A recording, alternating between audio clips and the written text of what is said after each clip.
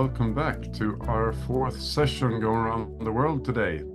It's the day where we have the global meeting on Equinox, and the theme being what it means to be human and how can we cooperate better. We've already been through Oceania, East Asia, Asia, and now we are heading for the Middle East with two excellent speakers. So here's how it's going to work. We are going to have some intro, and then here are two speakers, and then a breakout where we discuss, and then we come back and reflect together. We'll get back to the schedule. I am Martin Iverson from Sweden, Gothenburg, hosting the session today, and with me I have Lene. Hello, from Copenhagen. And so we are in the Middle East. And today we are going to listen to first Eliane Metni and then Sarah Rajabli. Eliane will talk about rethinking cooperation in the Middle East, and Sarah will be talking about the madrasa system during the flourishing age when the Islamic culture was the pinnacle of knowledge and thriving of intellectual life. We are, before we get started, I think we should go over to you, Lene, for some practical info and some other things. Yeah. So the first is very, very practical, which is that if you're not one of the speakers or deliberately participating in a discussion, please keep your microphone turned off. And if you need to move around, please turn off the camera as well. There have been people walking dogs and eating breakfast and doing all other kinds of interesting things. And the AI of Zoom will move any moving image to the top so that everybody can see what you're doing. So yeah, that's the very practical stuff. The other part is that we have a link in the chat, and I think, Robert, if you share it again, the latest newcomers can see it as well. It's for a Padlet. And this is a little ritual that we have here at our global Equinox event that if you click on the link, you get to a world map. And there you can write where you are, and then you can put your position, pin your position on the global map. And as you can tell, we're already gradually taking over the globe with interested people who want to discuss what it means to be human and how we can cooperate better. For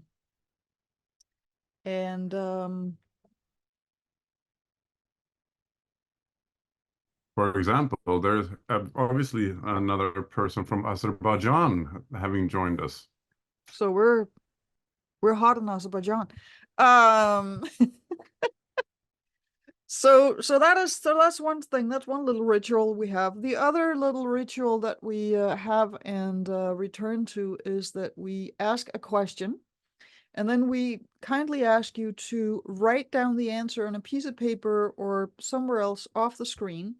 We give you 2 minutes, and then when the 2 minutes are over, you get to share it. But the reason why we would like you to just write it down individually is so that you don't all react to the first comment that we get in the chat. We want your fresh thinking. And Robert is going to share. I'm just going to make Robert a co-host so he can share the question that we have for you, which is, what is stopping us from cooperating better? And you have 2 minutes to write it down.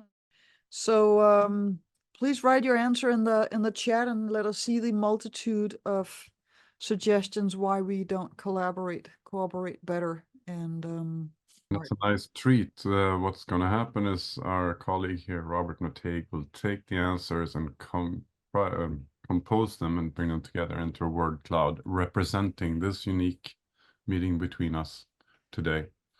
So we will get back to that. Greed and profit, good ones.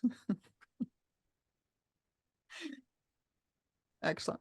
I just want to say one more thing before we go to the speakers, and that's, of course, the reason why we're calling this what it means to be human is that it's a crucial question, but it's also a book that we published at the last Global Bildung Equinox event. And that was Sandra's idea. That's why she has the book and is so happy about it. I was the editor, and Eliane was one of the writers.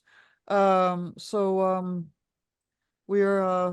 and yeah. So that is part of why we have this topic, because when we did it 6 months ago, not least for Lorin, who just joined us, people were very happy about this whole question about what it means to be human. So we decided to focus on that. All right, let's get to some speakers. Yes. So ahead of us, we have a wonderful session, and it's going to be like this. First, Eliane Metni from Lebanon, but right now residing in Canada, will tell us a bit about rethinking cooperation in the Middle East. After that, Sara Rajabli from Azerbaijan will tell us a bit about the madrasa system in the early days of the Islamic Golden Age. After that, we will have a breakout session where you, in groups of maybe 3 to 4 people, can share your insights. And then after some 20 minutes, we will return to a plenum session where we can share our insights and reflections with each other, and also ask questions in dialogue with the speakers. So that's the setup for the coming 1.5 hours. Starting off right now with Eliane Metni. Eliane is the director of the International Education Association in Lebanon and a postdoctoral fellow at the University of Toronto. Here today, she will bring some light into how we should be thinking and reflecting on the development in the Middle East and how we can resonate with the framework that we have developed for what it means to be human thoughts. I know these are difficult times, so we really look forward to hearing your reflections. Over to you, Eliane. Thank you so much, Martin, for the introduction, and thank you everyone for joining. It's wonderful to be here today, but at the same time, it's very confusing because the region, and particularly right now, that spot where I'm from is undergoing a lot of violence. It is important to always put things in context. And when I think about the Middle East today, I see a region that is really suffering because of everything that we know, the violence, the wars, but also natural disasters that have happened in the region, and population shift and a demographic shift between the people that need to flee conflict and flee disasters. So the impact of on what you live on a daily basis takes you away from thinking about you think that life stops when there's a war, and you think that life stops when there's conflict, where there's a natural disaster. But it's actually when in those times that you see collaboration coming and cooperation coming much stronger from everyone around the world and from people within. So the problems that are lived now in the Middle East are acute. It's not only a question of what you read in the news, but also what is undermined, as when you have such conflict, you also have economic problems, you also have financial disasters. So the compound effect is heavy on thinking about how we can collaborate. How can people that are forcibly displaced, how can refugees, how can people that have to move, how can the countries that are undergoing so much poverty think about collaboration and overcome everything that we've mentioned in the chat, and that we will come back to it. So I want to think about two specific areas that I'm connected with, their education and concepts that we can bring in around those.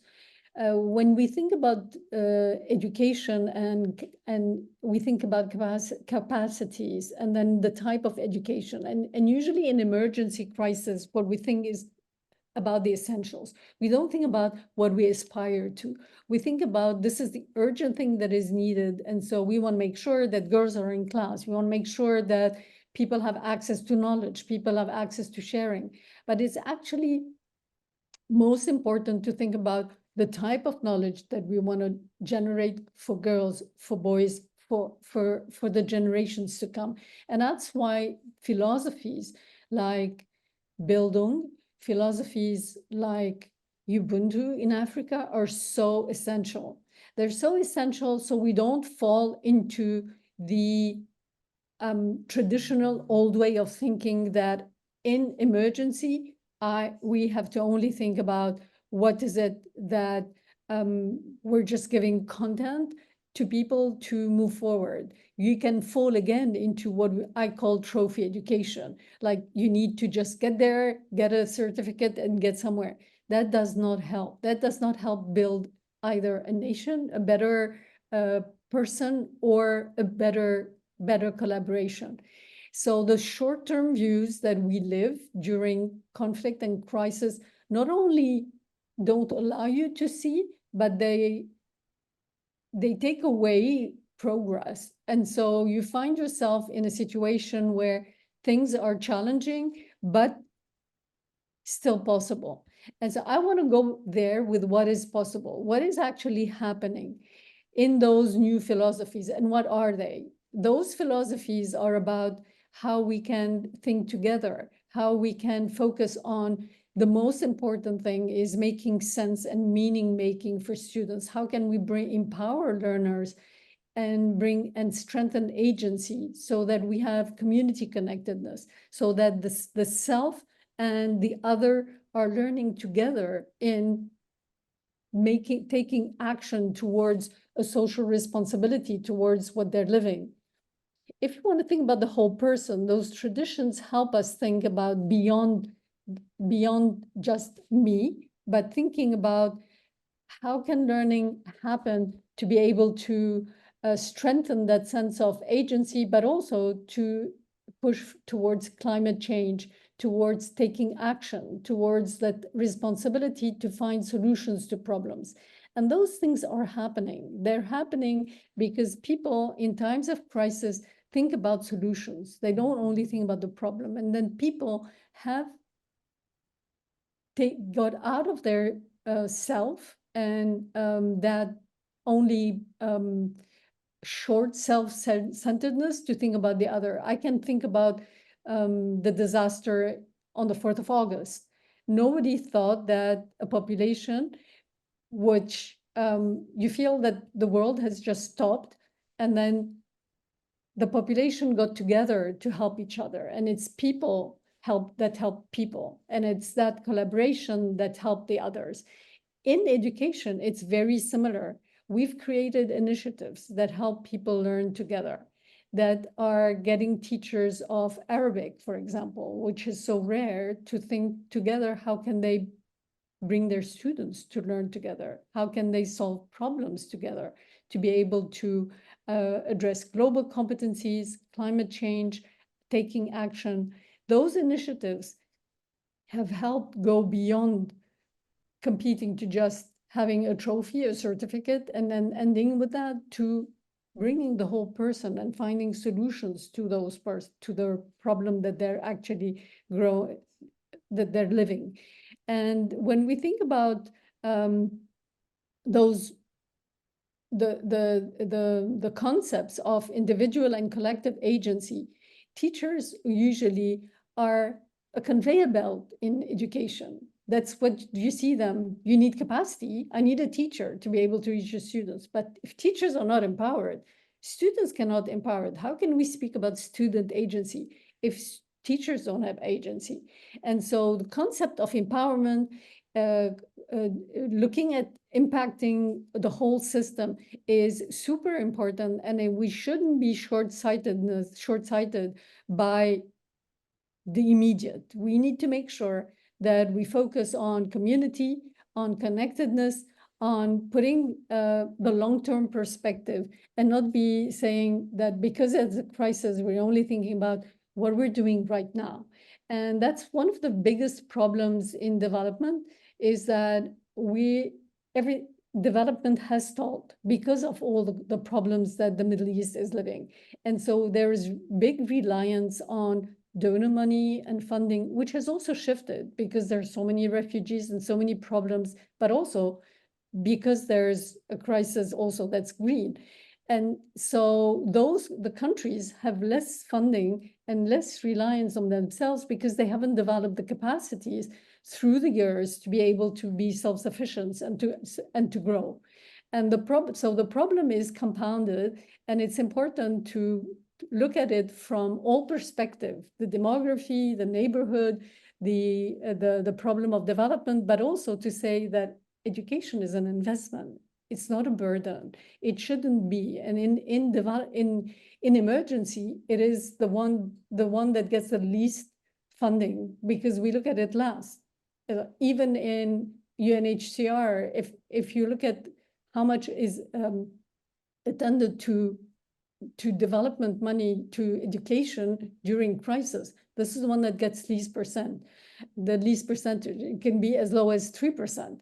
And that's not much because it just is, it leaves it to the last, as a last resort that we look at. And bringing back the concepts that I want to bring in, I want to say that things are happening at different levels. Initiatives have taken place. Communities do take care of themselves when they're in crisis. We've seen this during the Beirut blast in 2004. It was incredibly powerful to see how everyone has helped. Everyone has helped when you just realize that there's nothing around you. You just get out of your apartment and the world has changed. In that second, there's nothing in place. What brings it together? It's being together, it's being connected, it's that self and community, and it's being able to look at how we can rebuild the system and building the capacities to strengthen teacher agency, student agency, and how they make meaning of the world around them. If we do not bring the world in learning, then it cannot impact how they're actually going to take action towards that.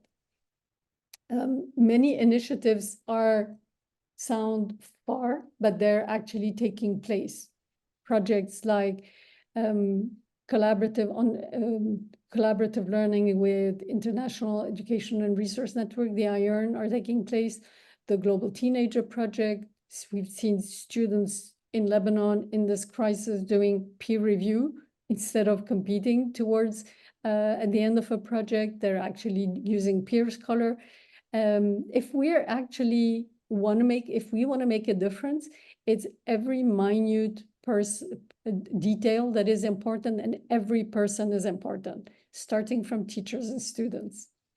So I think there's a lot that I've mentioned here, and I want to go back to our social responsibility to look at the personal, the growth, but also the connectedness and the potential of community belonging, the growth that we need to make sure to ensure that traditions of holistic learning are always at the center. And we focus on the individual, on the person, on growing a young person that can actually contribute meaningfully to society.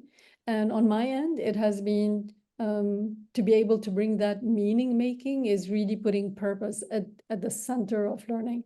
And that was purpose and building on education that brings value to students when they see it, and teachers, they're able to embrace it and to connect. When you connect the me with the we and the community, you have a winning interconnected social network that can look at the individual while they're learning.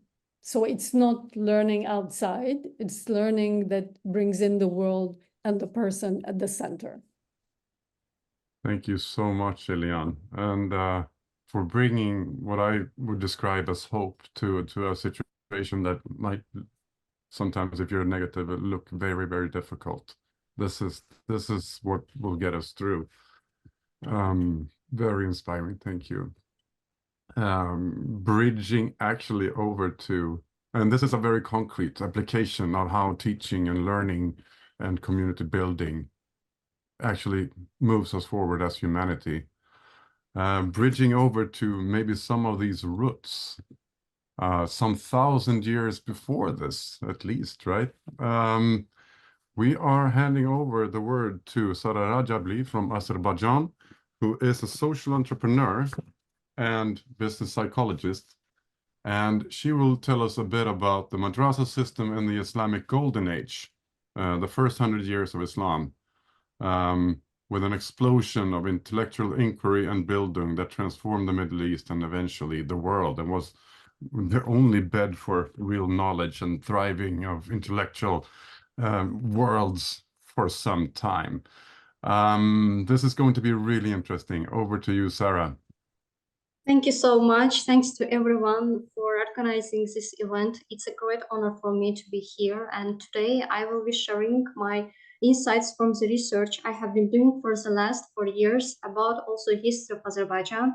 I have been working on the book in terms of researching social entrepreneurship traditions in the history of Azerbaijan. So Azerbaijan was a part of Islamic Caliphate since 7th century. So Azerbaijan was definitely influenced politically, economically, culturally. So definitely this madrasa educational system was also influencing on our intellectual life.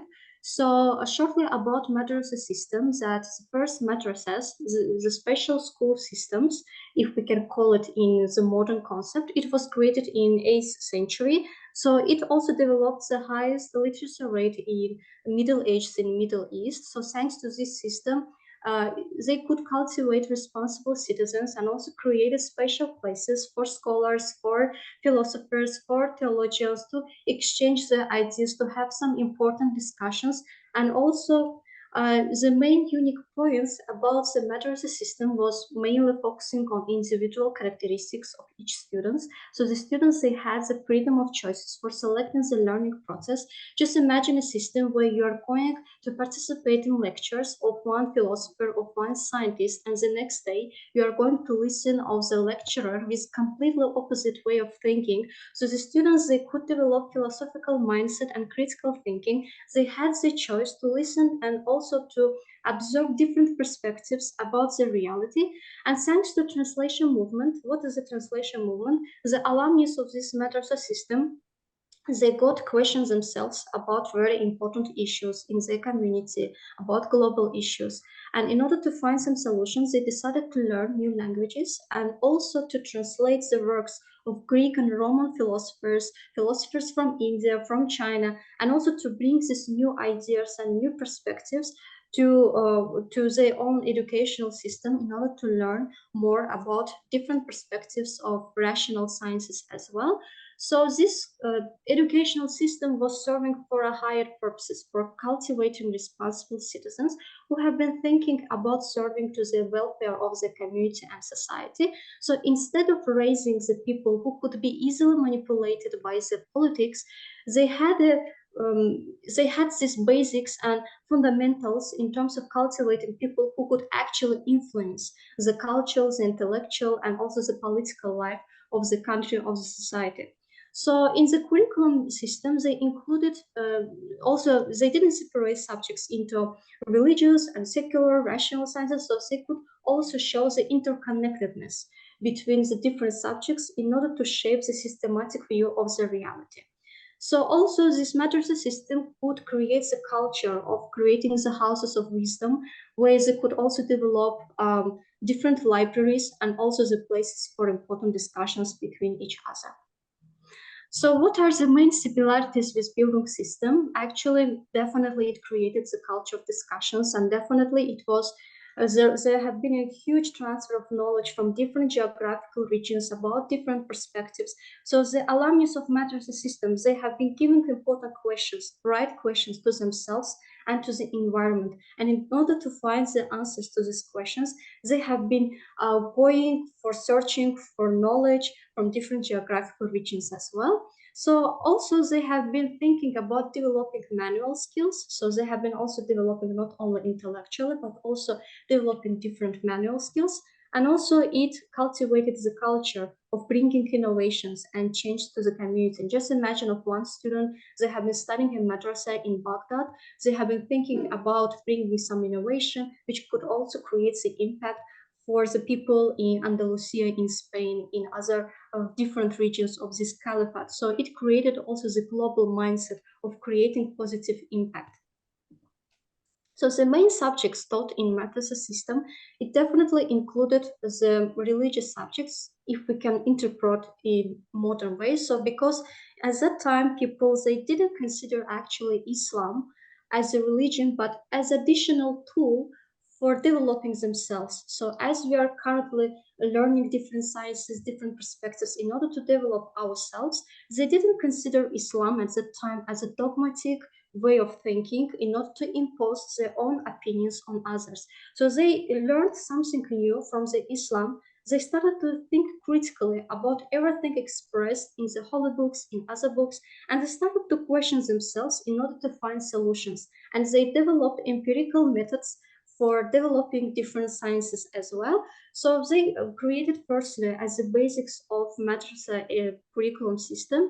Mainly it was about the mathematics, logic, and also philosophy. So philosophical way of thinking was very important in order to cultivate responsible citizens as well, in order not to think only about the personal interest, only thinking about personal incomes and so on and interests, but also thinking about a win-win situation for creating this culture, bringing something good and something better for the welfare of community as well.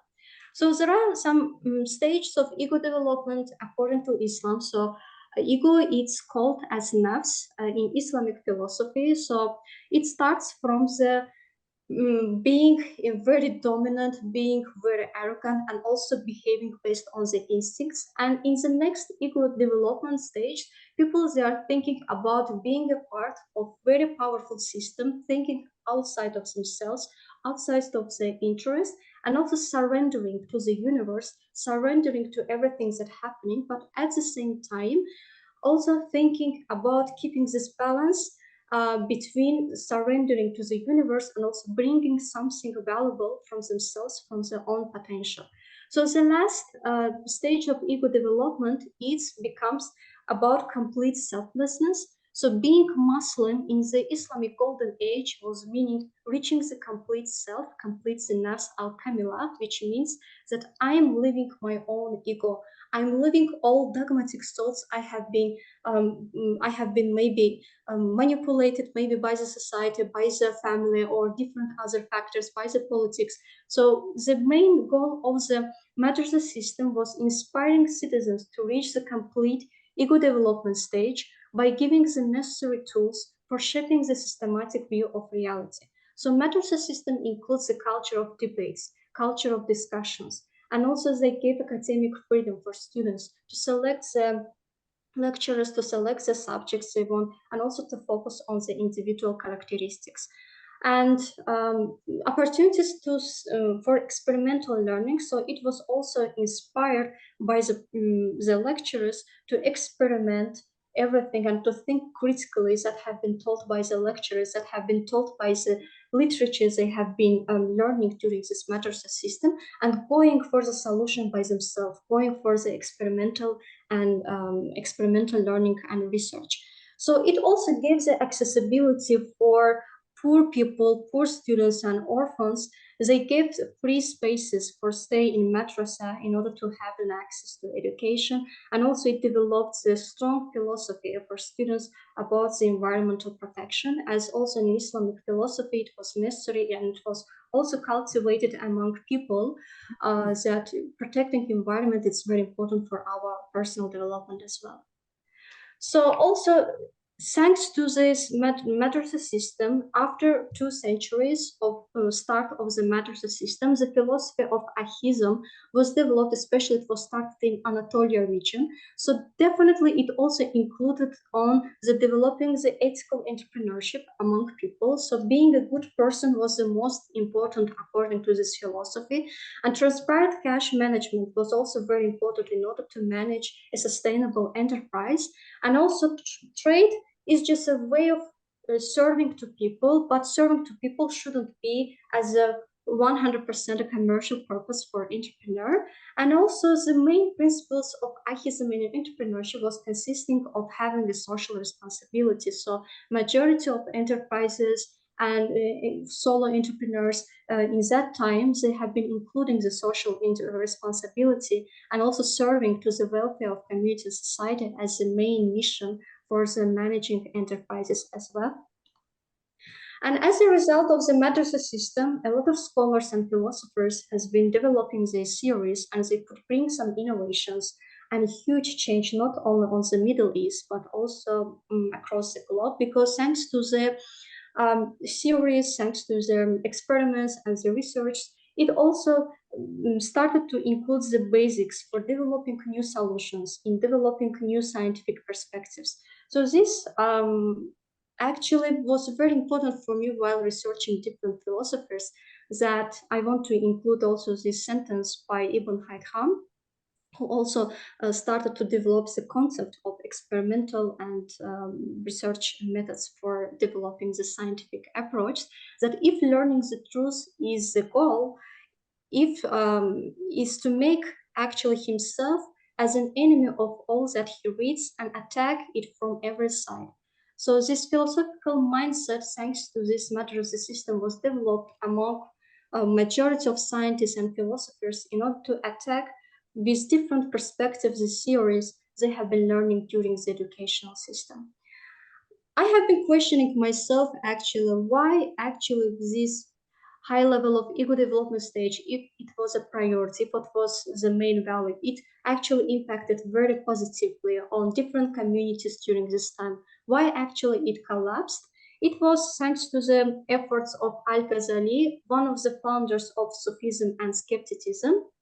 So he developed the theories and also he wrote the book about the inherence of philosophers, where he radically criticized the previous philosophers and scientists who actually started to develop the theories around the philosophies of Greek and Roman philosophers.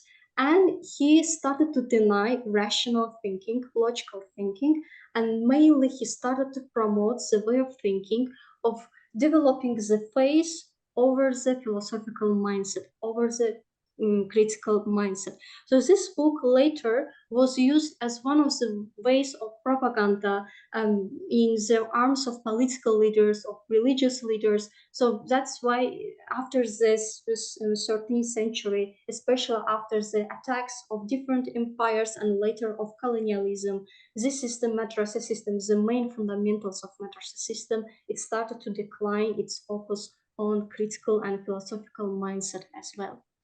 So here in the last slide, I want to conclude with the expression of Ibn Khaldun that government is an institution which prevents injustice other than that it commits itself. So thanks to Bildung system, actually, thanks to integration of the Bildung system and also going back to the roots of our history, we can achieve this level where the government as an institution can prevent the injustice itself. Thank you so much for your attention, and it was my great honor to share these insights with you. Thank you. Well, thank you. Martin seems to have a technical problem. So I am going to thank both of you for excellent presentations, a lot of food for thought, and I have created some really cool breakout rooms for everybody except the two speakers, because we don't send the speakers out into breakout rooms, because then they'll just keep talking and other people won't get a chance to talk to each other. That's the way speakers are. So we got 3 questions for you that we strongly encourage you to ask yourselves and discuss. What did we just hear? What did we learn? And what would be a good question to ask the speakers? And I have set up the Zoom rooms so that there are 3 to 4 people in each one of them, and you get 20 minutes. And I think there is lots of stuff to talk about here. So have fun, meet some new people. They're all friendly and cool people, including you. And we'll see you back here in 20 minutes to hear what you came up with. Welcome back, Martin. Thanks. You know, if you didn't want to do it, you could have just said so. You know, when I do say that, you give me such a hard time. So nah. This is It's my. true. It's true. It's true. I'm sorry. I missed some of what you said, sorry, because it just chopped up. I'm really sorry. But I understand there are really big similarities to the building idea and self-development stages. Did you go into what happened then? Yes, I introduced something. So one of the philosophers, who is called Al-Ghazali, he wrote books Incoherence of Philosophers, where he introduced the theories that we should just develop the sense of phase over the philosophical mindset. And this book was actually developed as a main tool for political manipulation later. And that's why it lost This its sounds meaning. familiar. Yeah. All across the Yes. globe now. We have Yeah. a dogma. You should and also be afraid. Yeah, Get in definitely. line. He criticized philosophical minds and rational logical thinking in his book, and he started to promote the concept, his book, and it was laterly used as a tool of propaganda. Yeah. And these processes are hard to reverse because then you're an infidel or something, right? Yeah, unfortunately.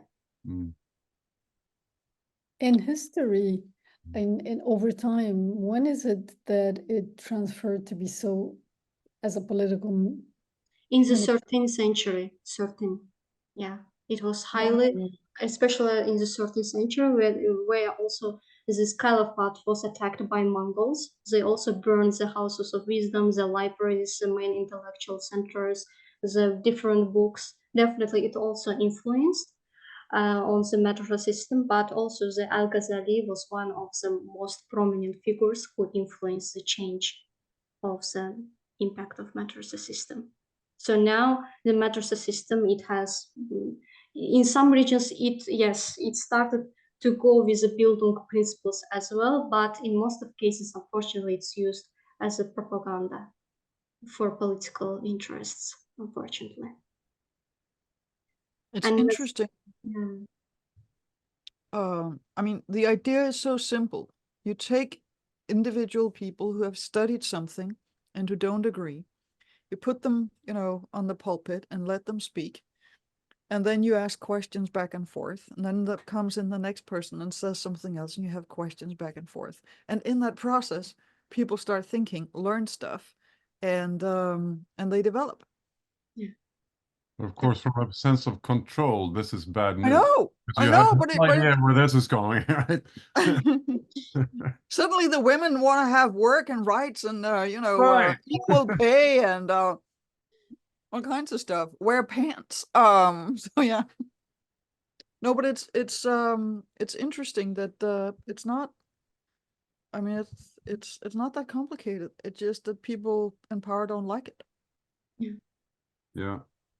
We haven't talked much about power as a goal function. Not yet. Nope. power and religion? Mm. Mm. The Or Middle just- East has a, I mean, it's something that I wanted to bring, but it's not enough in the documents. I was really focusing on the document, but I think religion is something that really, and faith, it pulls society. Like,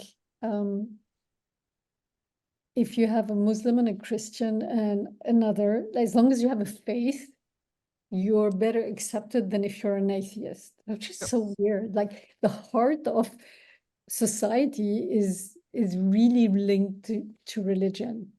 Yeah. But Yeah. that does not allow, it's one of the things that don't allow, for example, Lebanon to go beyond its problems. Or Because Russia, for that matter. divided confessionally. And then it impacts the politics. Like if they want to do curriculum reform, there should be one person from each religion on the curriculum. Like Right. think about it. It's so weird. This is an example. Yeah. Well, But that's the difference between the pre-modern and the modern. And so the conflict is not between the different brands of religion. I mean, that's there too, but it's really between the pre-modern of this, and this religion, and the moderns of the exact same religions. And the ultra-Orthodox Jews and secular Jews can't stand each other, and the fundamentalist Islamists and the secular Muslims can't stand each other, but they can communicate like this. Or One turn of the the world most into outstanding things is that Islam under the madrasa system was modern. yeah. Uh, And so was the Greek philosophy was like they didn't Yes. there were technologies they hadn't come up with yet, but that's why I find it so interesting that if you just bring people together, allow them to share what they know, and then discuss it, it's like boom. have you guys seen Life of Brian? You know, the Monty Python movie. You have to Uh, for yourselves. Yeah.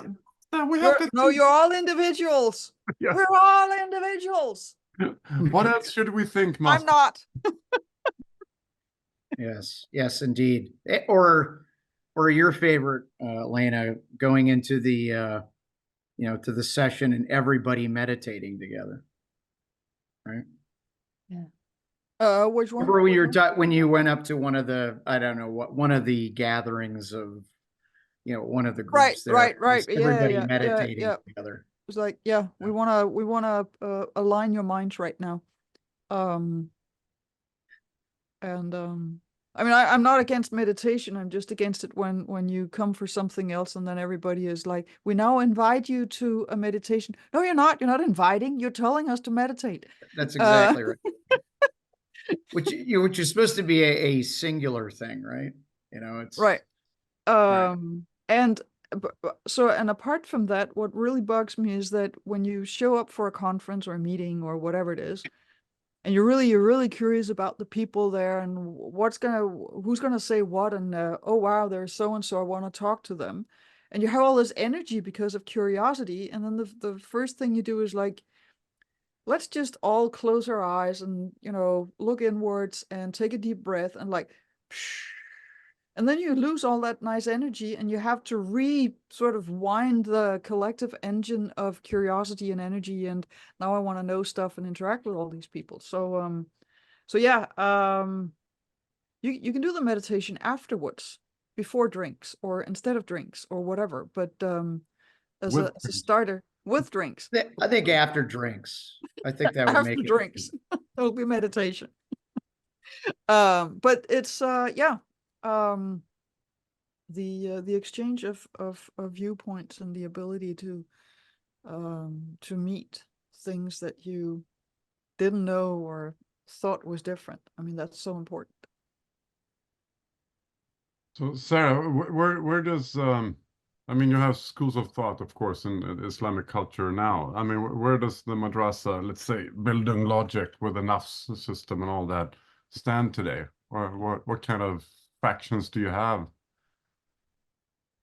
Unfortunately, in terms of NAPS system, we are in very early stages currently in 21st century, because it's used as a tool for manipulation and political and religious interest to manipulate people. Yeah, unfortunately, it lost its main goal.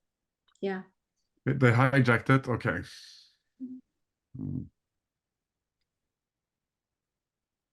What do you see possible ways forward to re-enter enlightenment, so to speak? I have been thinking a lot about it, but I think firstly, developing critical thinking in education, if politically, if it's possible in the countries. So it depends a lot on political situation of the countries. Yeah. But I mean, it's the best attack angle anyway. It's not what you think, but how you think. That's the real. That ambivalence is very hard. Mm-hmm. There's one point when you say, that's it. Mm. And I hope that you can remain with that throughout, because it's not easy. Like, Yes. I've lived it through, and the 4th of August changed everything. It was the thing, that moment where you say that it's not working.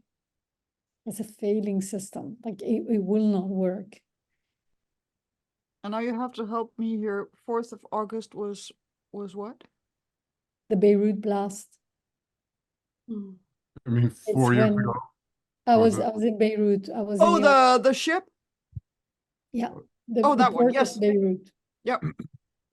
When you're there and you realize that this was in your city, it could Right. be on anybody's place. Yeah. For like, this is so irresponsible, and they're managing the country. Like you start thinking, and then they did nothing to help the population. It's a population that helped itself. Yeah. So going to profits, people just gave not only time, but they gave materials, they helped rebuild. A lot of people did not take money. Those that had money gave.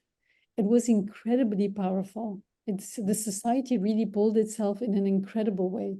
But then they infiltrated themselves within and started disrupting that order. So I don't. Because it threatened their control. That's why. Yeah, yeah.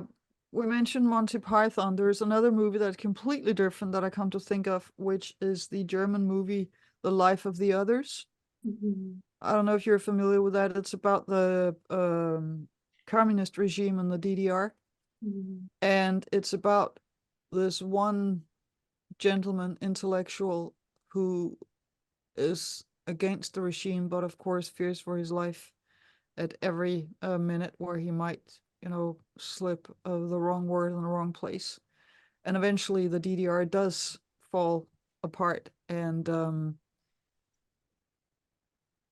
now spoiler alert, but towards the end, the people who end up in power in the new system are of course the same people, because they're like system people and they sort of float to the top.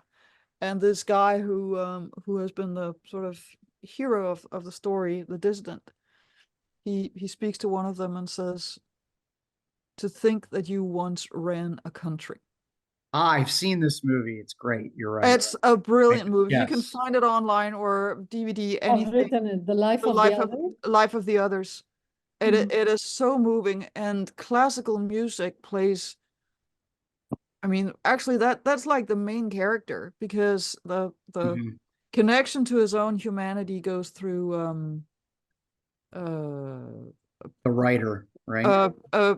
a piano piece, I think, or it's definitely a classical music. So to keep your emotions under this kind of oppression, that's the humanity. And it came out the same year as Der Untergang, the downfall. So it's like German mistake bombing of your senses, 2 movies in like 2 months apart or something like that, or they felt very close at least. So it's like the Nazi regime and the DDR regime, and the what that does to people. It's just 2 amazing movies, so I can highly recommend those. Not least because they did come to an end. One of them peacefully. So we got about almost 2 minutes left before everybody else is gonna join us again. And since Martin is back in charge of his computer, I'll let Martin do the rest. Still people are popping in. You had too much fun in your breakout rooms, don't want to join again. I see. That's great. So everybody, welcome back. Hope you and trust you had great reflection sessions. I'm sure you had great reflections and insights and remaining questions that you would like to bring to our 2 speakers. If you wish, you're very welcome to write them down and put them in the chat, and then we'll take them step by step. Or you can just raise your hand. Okay, thank you very much. We had a discussion, and we had a question for both our lecturers today. First, we thank you for so much for your work and sharing. And we had this idea that finally, I think nowadays we do have all of our scientific knowledge or all of the information we need on the internet anywhere around the world. So maybe it's a good idea to teach our children the way we have to think. I mean, rational thinking, epistemology, academic thinking, and how to use the information, how to search the information, how to search the knowledge, how to use it, how to calculate it, and how to bring them in life to solve the problems they have in their own place and time. So maybe the questioning mind, we have to teach them the questioning mind. We have to teach them how to question, how to think, how to solve problems, the freedom of the mind and the freedom of the will. We have to teach them then all the knowledge they need. They have it on the internet already. So how do you think it will be this will be able in Middle East, in the Middle East cultures today? Thank you. Thank you. This is our question. Is it both for Eliane and Sarah? So I guess whoever wants to go first. Would you like to start, Sarah? And I It take doesn't matter. If you want, you can start. I can continue. whichever. I'll go ahead. I think you bring in something super important, like teaching people how to think. I can give you an example of what we're doing currently in the Middle East and how this can happen. So we're doing two things in parallel. In somewhere you have curriculum reform, we're working actively on the foundations to make sure that the foundations include authentic problem solving included as part of learning, and to leave that freedom as possible. Has to be within, but also as an extension from classroom, because you always end up with having restriction within the class of what you can do within that hour.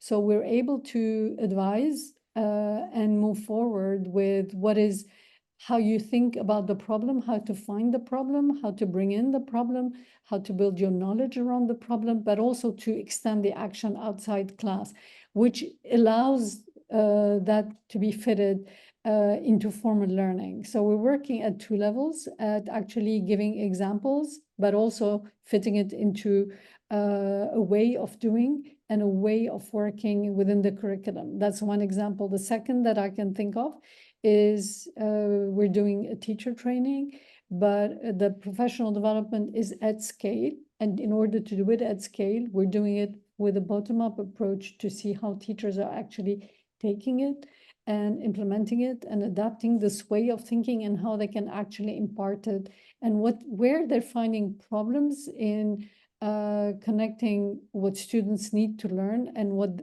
how they think. So we're taking those lessons learned and we're fitting it into the research that we're working on with curriculum advisors, but also the people that are actually writing the curriculum. So it all feeds into how it can help. In parallel, there are initiatives that bring teachers together across the region. So that's another project that we're doing with EA Education above all, where we're actually bringing teachers that have the least, because you have most inequality, they have the least access to those opportunities. So we're bringing those teachers, specifically Arabic language, where they're actually able to learn together across the region, and being able to know how to develop and design this way of thinking, of designing and finding solutions to problem within their curriculum. So we're doing this across the region in many countries, and we're bringing teachers together through language, so we can remove the language barrier. So those are examples. Yes, it takes time, but it is possible. So Sarah, I'll leave it to you. Thank you so much, Eliane. I totally agree with you. I just will add something very also unique from our own experience. We use the power of non-formal education because according to the political reality of most of the countries, the educational formal system doesn't encourage people to think critically and to develop philosophical mindsets. So according to the adaptation of this political reality in our countries, we are developing new solutions for non-formal education. So we collaborate with influential people for our beneficiaries. For example, it can be religious leaders, it can be community leaders in order to reach much more people, because these religious also leaders, community leaders, they have much more power in terms of way of thinking, in terms of influencing on the thoughts of the beneficiaries whom we want to influence. So if we can find something beneficial for those community leaders, for those influential figures, we can reach much more people in order to develop philosophical mindset and critical thinking as well. Yeah. Thank you so much. To add to what you're saying, just to close in terms of how can this happen, it's through participatory approaches. So we try to avoid top-down solutions, and our way of working with educators and with all parties, including the Ministry of Education, is through participatory approaches and through bottom-up approaches. So you actually show what is possible at ground, at field level, and then you can build your curriculum around that, because you have something that is actionable. Wow. Thank you so much. Next in line here is Vladan. You have raised the golden hand. Yeah, thank you so much. So, yeah, so I think the both sessions were very informative and also reflective for me, because I was recently in Bosnia. Not been there for almost 10 years, and it's a society that is usually presented as similar to Lebanon, regarding that people can be very extremely divided and sectarian in their everyday life. But just as in Lebanon, there are examples of people really be able to cooperate and try to make a difference as regarding environmental problem, educational problems at the moment. So I think there is always a glimmer of hope somewhere, that there are always people trying to make a difference and to improve things. So that's very helpful and optimistic. So thank you for your presentation there, Elaine. And I have a question for Sarah regarding the madrasas and the golden age. Is that I read some literature that was typical for, let's say, civilizations in history, is that when you are making progress is a period when you are kind of more open, more positive about change, you are trying to include new peoples and cultures into your empire and similar. Then the opposite happens when you start stagnating, when you start talking about that you need to preserve something, you need to reject new ideas, you need to be more orthodox. Would you agree that, that your case that you are presenting about Islamic age, the golden age, is an example of that, things start going bad when people become very reactionary, more or less, let's say?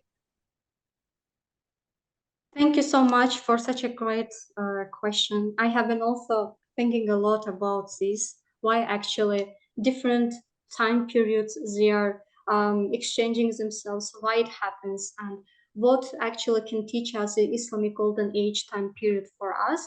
So definitely each period has a lot of important life lessons for ourselves, and history repeats itself. So Islamic golden age has one of the most important life lessons for ourselves, that we can have this ability to return to our roots and also to restore our Bildung culture in order to be more resilient, in order to be more open-minded, and to be more, how can I say, resilient to complexity of our reality.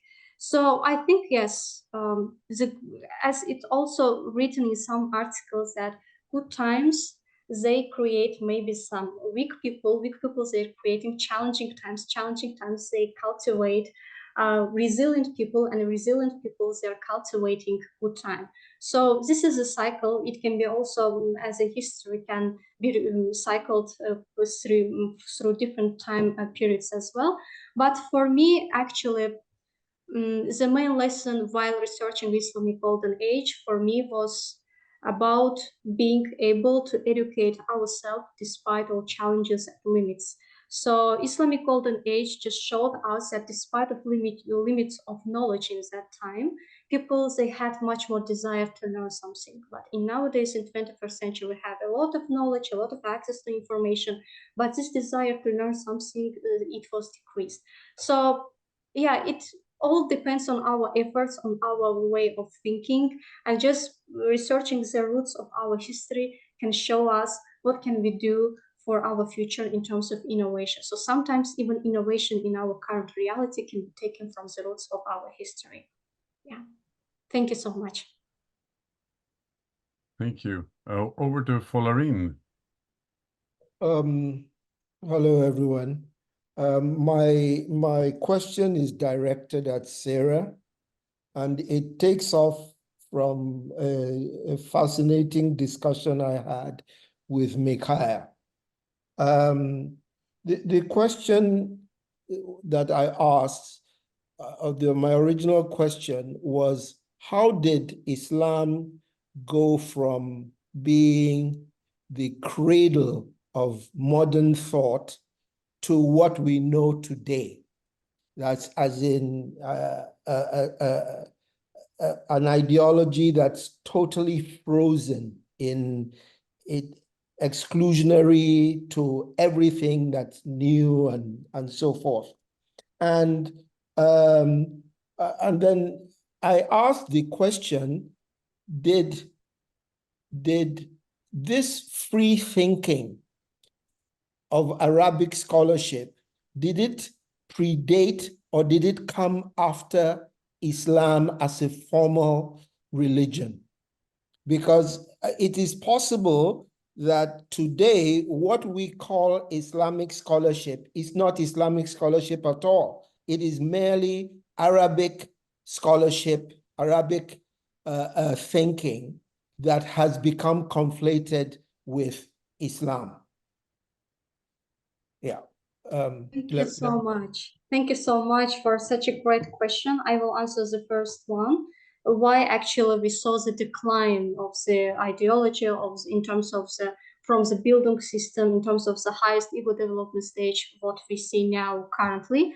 One of the main reasons, it was in 13th century, the influence of one of the philosophers who is called Al-Ghazali. He wrote the book, The Incoherence of Philosophers. He started radically to criticize everything that was taught by the previous scientists and philosophers in Islamic Golden Age, and he started to promote the concept of importance phase over rational, logical, and philosophical thinking. So he started to promote the concept that it's necessary just to have this mysterious thinking, religious way of thinking, to a way of thinking phase in dogmas over critical thinking about everything that we are reading. So this concept and this book was used as a main tool for political manipulation laterally by the political leaders, by the religious leaders, and it started to decline in terms of the ideology and also cultivating intellectual people as well. And also the next reasons about the declining of Islamic Golden Age, it also relates to certain century attacks of Mongols. They started to burn the House of Wisdom, they started to burn the books, the libraries, a lot of things that have been written by previous scientists and philosophers. There have been also disconnections from other geographical regions. Just because people became very conservative, they started to close their mindset to new ideas and perspectives from other countries. And laterly in historical periods, as a result of colonization, it started also to promote Islam as a way only conservative, dogmatic way of thinking, and people to start to believe in. And the madrasa system lost its main goal and the main mission, and it started to just cultivate people who could be easily manipulated, easily can be managed for different purposes. About the second question, that is it related to Arabic scholarship or Islamic? So when Islam actually started to develop, it didn't start as a religion itself. It started as a way, as an additional tool for people to develop themselves. So people who actually started to consider Islam seriously, they considered it as a way for personal development rather than to persuade others to lead in terms of to lead some crowds, to lead some communities, to be a part of the religious systems and so on. So for me, firstly, it was related with the Islamic ideology of developing our mindset and going to the highest ego development stage. And then it cultivated among the Arabic region the culture of being more open-minded thanks to the translation movement as well.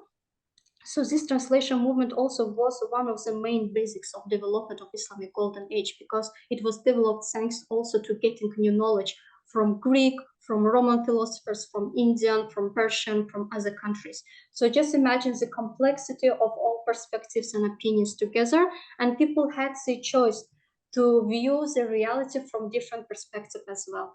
So for me, it was firstly the Islamic, and then it was mainly cultivating this Arabic scholarship as well. And then it was developing this culture in the area of Iran, in Azerbaijan, and also in other regions as well.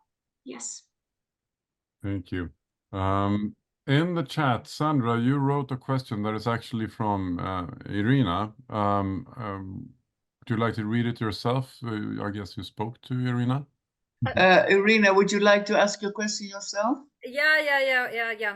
So, okay, in Ukrainian, people seem to be the stronger than elder generation concerning the war situation in comparison to older people.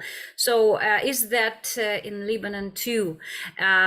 Because I had this question because I see that really younger generation much more resistant to the difficult situation, and they can have bigger investment in building communication between the people. So what about yes, yeah? It's a very interesting question. I think it brings in the long history that Lebanon has had with wars. Lebanon has not really had real peace since even in 1975, that was the beginning of the civil war.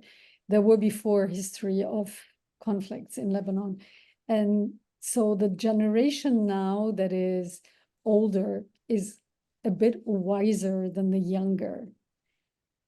But yes, the young are generally more impulsive and more, but it also depends what you mean by strong. So more, I mean, after August 2020, when there was the Beirut explosion, I can give you an example. Everybody, old, young, was in the street. I think it reached a level where everybody was angry. There was anger enough for everyone to be in the street and to say enough is enough. But on a day-to-day, what those that persist, that strength, if you that energy to continue fighting are the young people.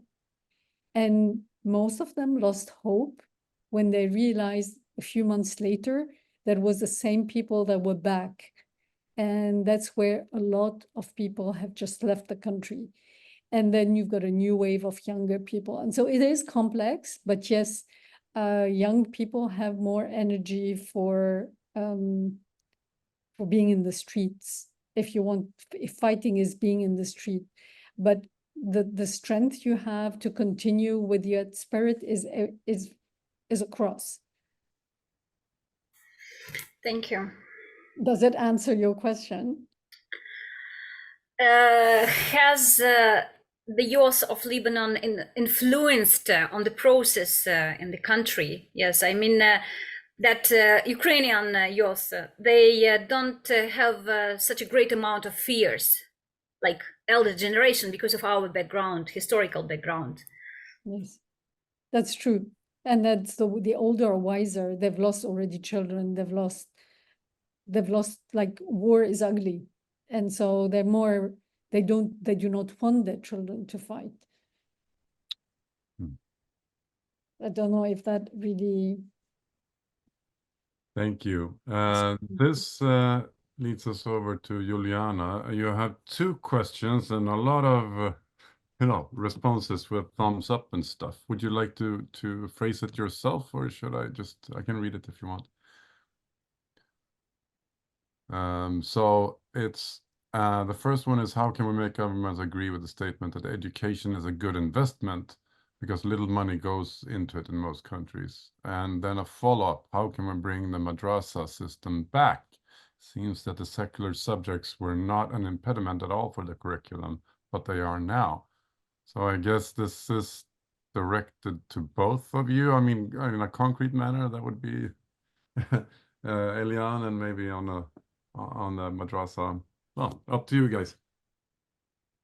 I just want to focus on the question of burden and investment. And I think when a country is just sinking in problems, it is a burden. It needs to be lifted collectively. This is a collective effort when we need to look at the long-term solutions together.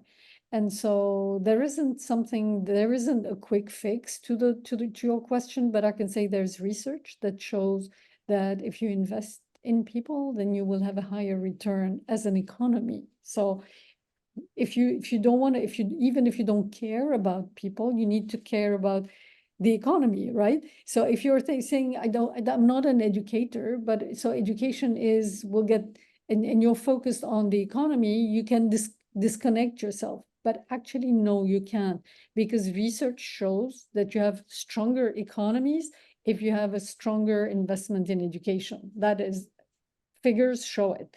And that's a no-brainer. The problem is that those countries do not have it. So the investment is like, this is an urgent thing, or is it a necessity now? How can we actually bring it? Even if it's an investment, they do not have the money. What about the madrasa system? Okay, I will just also add to the first question, and thanks, Elian. It was also very useful to get these insights. I will just add very small that if we can persuade the governments what they will get as a return of this investment in short-term, in long-term phase, we can actually persuade in this case in the best way, because when we are educating people, when we are investing in people, we are creating resilient communities, resilient people to any cases, to any crisis. So when we are preparing before through education, through investment in education, in long-term phases, when we are considering all risks of all natural disasters, of maybe war situations, of all other crises, we will spend much less time for recruiting the people in this case. So if we can persuade governments with a number, with figures, with some statistics, how these investments will be returned in the long term and short term, we can actually persuade in the best way. And about the second question is how we can bring back the madrasa system if actually political situation of the countries, because the systems, educational systems, they are very much formal educational systems, they are very much linked to the political situations of the countries. If we cannot influence as individuals, as groups or organizations on political situations of other countries, we can create non-formal madrasa systems with all these systems of connectedness of secular subjects in order to bring something new in terms of perspectives for philosophical mindset of young people as well, as we are doing in Azerbaijan currently. We cannot develop formal madrasa system in Azerbaijan, but we are developing non-formal madrasa system where we are developing in different rural regions the culture of debates, the culture of discussions, the culture of critical thinking, and also we are creating something in terms of discussions of different books by different philosophers with the opposite way of thinking. So I think for currently, with our current resources, creating non-formal madrasa systems will be more sustainable. Yeah. That was very enlightening. Thank you. Lena. Yes, thank you. It's interesting to read the Old Testament, the New Testament, and the Quran, and to look at the way that the three texts are written, because the Old Testament is like covering at least 1500 years of family history or family narrative with generations and people who are fighting and struggling and fighting with God and fighting with people and fighting with God.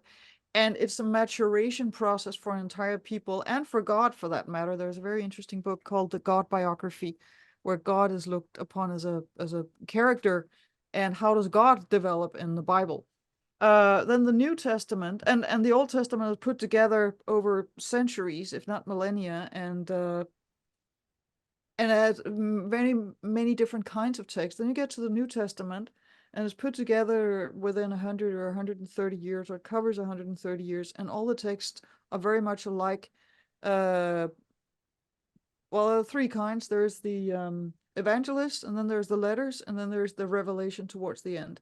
But they're still rather similar. And then you get to the Quran, and there's like one kind of text all the way through. And what is very modern and forward-looking in one context can be very limiting in another. And when you have this whole storytelling narrative unfolding, pro and con Talmudic discussion of what is the purpose or the meaning of this little comma and this part of the fifth book of Moses or something like that, it can create one kind of culture and civilization in one context. And then you get to the New Testament, where personal faith and personal salvation is more important than the whole society as a whole. And then you get to the Quran, where it's like, you need to act like this. Do this, don't do that. Do this, don't do that. And in some respects, the Quran is very modern in that way, because it speaks to the individual, and it tells them how to act and how not to act. And within that, there's an open space for intellectual exploration, because it just dictates what your actions should be. And then when you get in the parallel historical development, you got the Catholic Church, which is actually very academic and in many ways open-minded and intellectual. And then Luther comes in and says, by faith alone, and narrows down what you're allowed to feel and think. And when he did that, it had a certain kind of modernity to it, because again, it was the individual more than the institution. But then science sort of passes it by and comes up with different answers, and then the personal faith defined by Luther doesn't serve or give the same result. So now it doesn't move forward. Now it becomes the conserving factor. And so I think there are these different movements within the religion, but also within society. And at some point, the same thing becomes liberating, and then it becomes what do you call it, limiting. And so I think there's a really interesting dynamic between societal development and religious development, and the texts and the traditions surrounding them, and what is expected from the individual. So that was a comment more than a question, but I wonder the same as Fullerin and Mikhail did. It's like, where did it stop, this whole creativity and curiosity and, yes, cradle of modern civilization? So there were some tactics, let us put it that way, that were liberating at some point, and then it became conserving at another point. Thank you so much, dear Lynn, for sharing these insights. While I was researching also different religions, I was also researching and found that there is one main messages by different religions that they are sent to different communities, to different people. But instead of focusing on the main message of the religion, people, in most of the cases, they are focusing on concrete different statements that are the most beneficial for their own interest. And it also create a lot of conflicts among the community members. And while I was also reading in many times different religious books in my different ages in my own life, I saw that while you are developing your ego development stage, you perceive the religions and everything wrote in these books completely differently. And that is the main paradox, actual, of all religions and holy books and all statements wrote in these religious books. Also, that the main message is all about finding the truth and going for the truth, and also inspiring people for going for the knowledge and for the truth. And at the same time, there are some different statements, concrete statements that are radically expressing and inspiring people just believe in some dogmas and not pursuing the truth by themselves. And it creates so many conflicts that it created a space for developing the philosophical mindset. So without any religions, there wouldn't be any philosophy in our history. Yeah.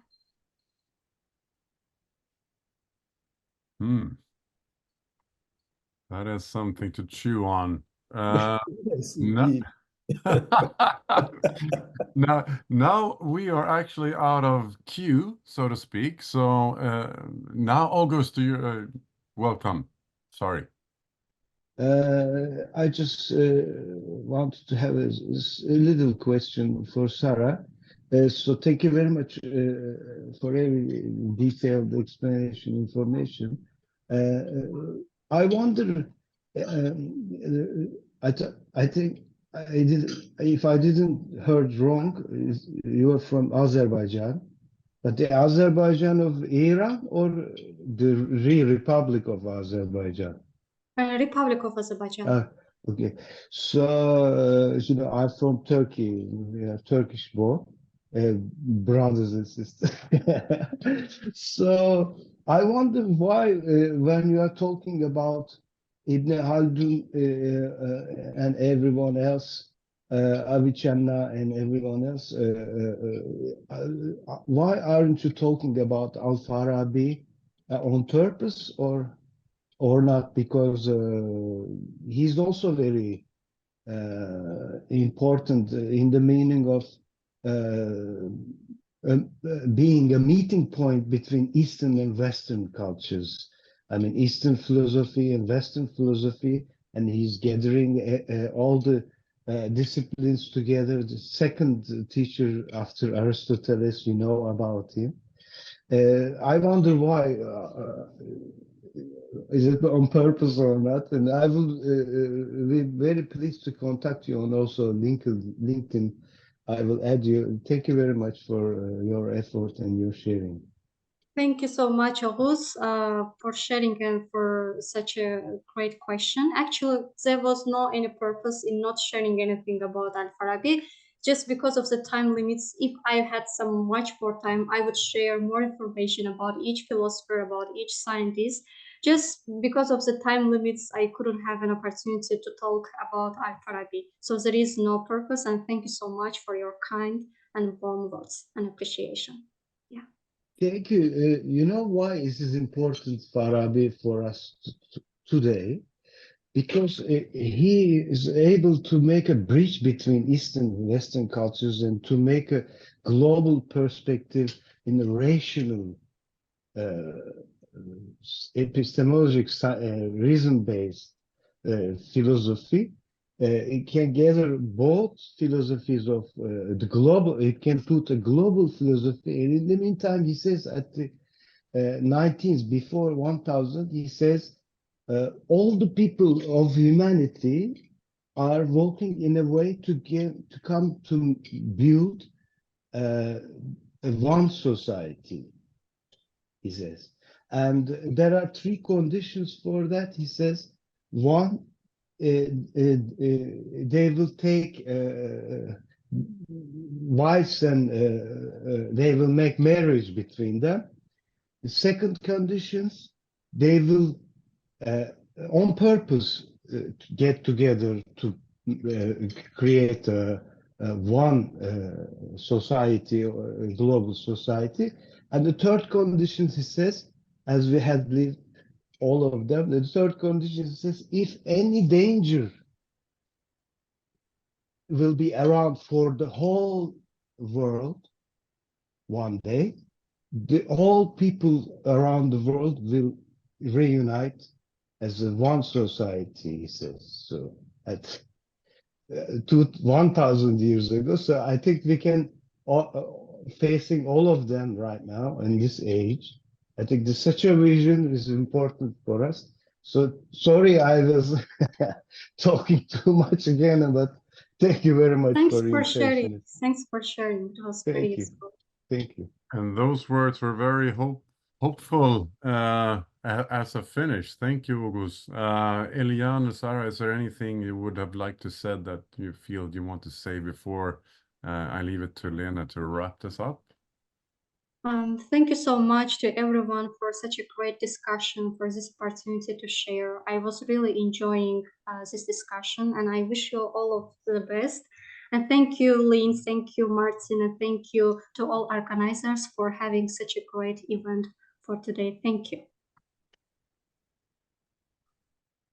I echo the word, and I thank all the participants. I thank you for engaging with the thoughts and for challenging some of the key areas we need to look at. And I think one of them that I'd like to pursue further in our next discussion is how can we make these ideas concrete? How can we actually convince governments that education, even in emergency, is a priority and is the most important investment that can happen. So, and then what is the type of education that happens in those circumstances?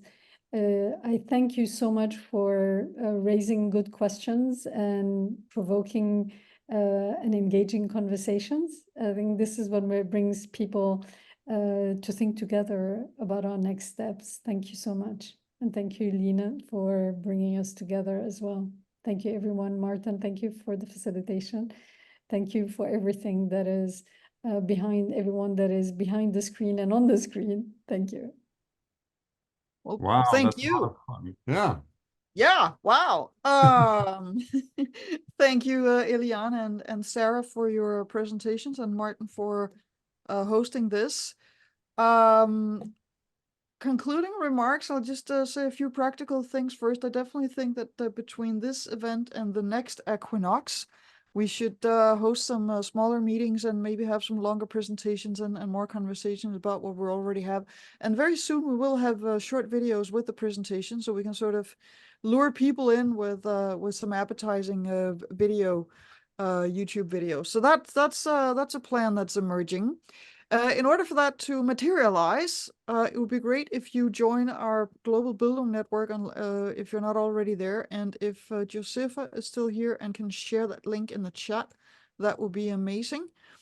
And then we need to see the word cloud from our questions I was just about to say morning, but beginning here.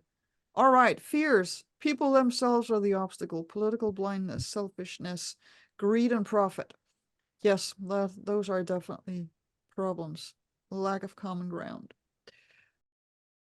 Thank you very much. We are gonna have a 2-hour break before the next session, and then we will return in Africa, and then we'll go to Europe and Latin America and North America. I hope you would all like to join us.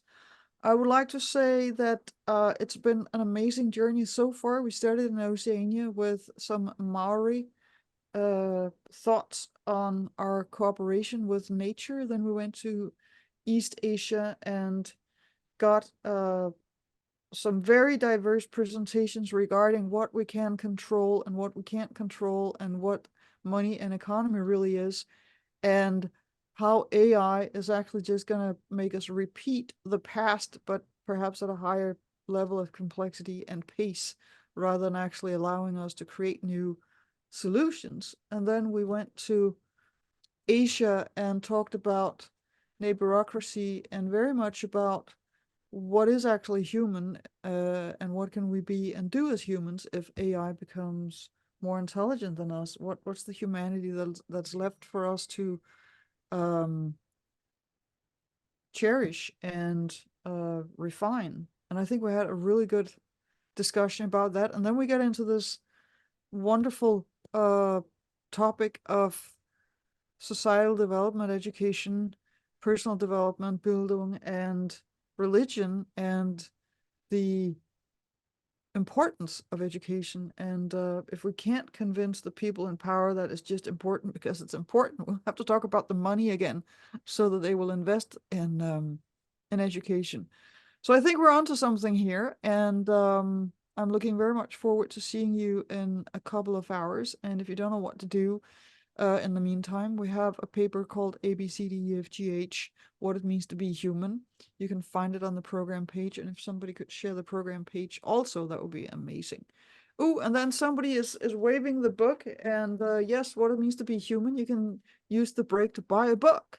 You can get the ebook, and you can also order a printed copy. So, great seeing you. We'll shut down the Zoom room for about 2 hours, and then we'll be back and meet in Africa.